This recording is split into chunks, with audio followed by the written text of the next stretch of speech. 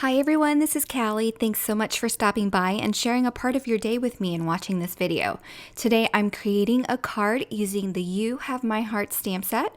There's lots of beautiful florals meant for Valentine's Day, but it can be used for any love occasion.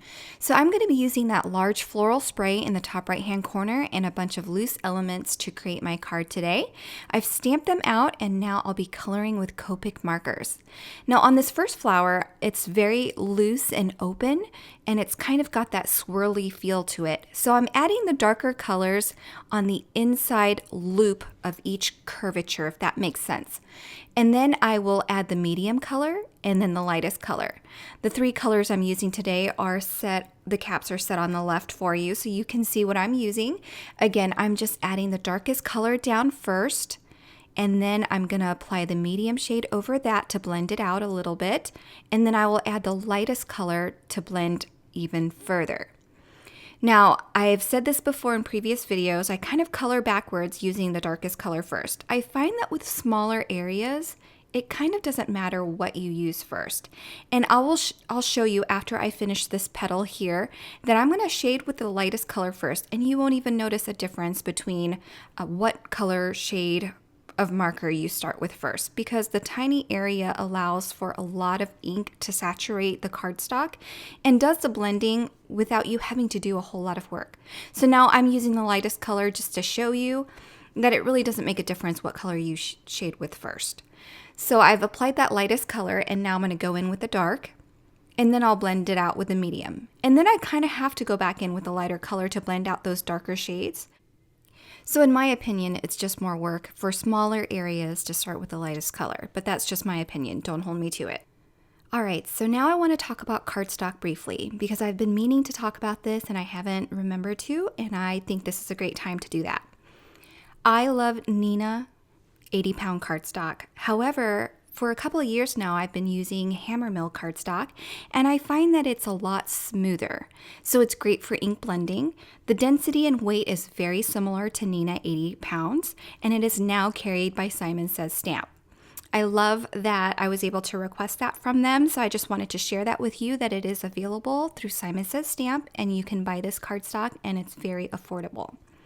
I love it, and if anything, if using Copic markers doesn't work for you, it works great for me. It's a smooth cardstock and works great for ink blending. All right, so now moving on to the green, I'm using two shades of green because there are two different types of leaves, and I want to differentiate with the shading on those colors just to bring in a little bit of the lighter and the more olive tones. And then we've got berries here, so I am just coloring those with some reds. And once we're done, I'm just going to die cut everything, and then we can start creating our card. Okay, so lately here I've been adding the white gel highlights at the very end. So I know I usually say do it after die cutting, but then I found recently that I think doing it at the end is better for me. I feel like everything looks nice and clean and fresh. There aren't any fingerprints smearing things, so it's smarter to do it that way. All right, so I've got a piece of fog cardstock here to lay my images against. I've laid it out to figure out where I want my sentiment to be. So now I'm going to emboss it with white embossing powder. I'll go ahead and stamp that with Versamark ink. I've prepared my surface with an anti-static bag, and I will add white embossing and heat set that. If you're familiar with my work, you know that I love my black embossed sentiment strips. That's because I don't plan for the sentiments before the card is done. So this time I planned ahead, and I went ahead and planned it out so that I've embossed and then finished my card. So now that I have my sentiment embossed, I'm just going to ink blend my favorite color combo over colored cardstock, and that's Tattered Rose, Worn Lipstick, and Seedless Preserves. I'm doing it from the bottom left-hand corner and going all the way up, and now I'll just take a microfiber cloth and clean off that sentiment to get it shining and new again. All right, so now here's my favorite new tool, you guys. This is the Tim Holtz Decal Torn Edge Trimmer. I love the edge that it gives. I love that rough, rustic look. And so I'm just gonna add that decorative border to my cardstock by trimming off a 1/4 inch off the edges. Okay, so now that we have that decorative edge, we can go ahead and plan out where we want our flowers.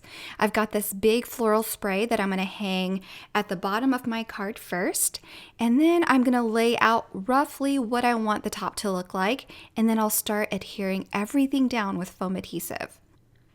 I love giving my images a lot of dimension, so foam is definitely the way to go. And I won't be trimming anything down because remember, we trimmed this panel by 1/4 inch all around, and I really do love overhang, so I don't mind it at all. You'll see here I'm going to be flipping the panels over, and you'll see that I did have to stamp twice. I messed up the stamping the first time. So whenever you mess up, just flip it over, don't waste the cardstock, and try again. So we have a rough layout right now. I've got the main images on the card, but we've got a bunch of fillers on the left, which I'll add slowly one by one to fill in those open spaces. So that's really important. It's kind of like floral arrangements. I've always said that when I retire, after being a pharmacist before becoming a card maker, that I wanted to be a florist. So this kind of fills my needs on a card. So as you saw, I did add some white gel highlights, and since there's all that dimension on that floral panel, I'm adding adhesive to my card base to attach that panel. Last but not least, I love using these Nuvo white drops. I love the way Yana uses them on her cards, and I was inspired to do that on my card today to finish it off. I'm using a swirling motion. I feel like that kind of helps loosen up the ends and keeps that roundness to the shape of your drops without distorting that circle that you want to create. And that finishes my card for today. I really hope you enjoyed it. If you were inspired by this, please tag on social media. I'd love to see your work, and I appreciate you stopping by and spending time with me today.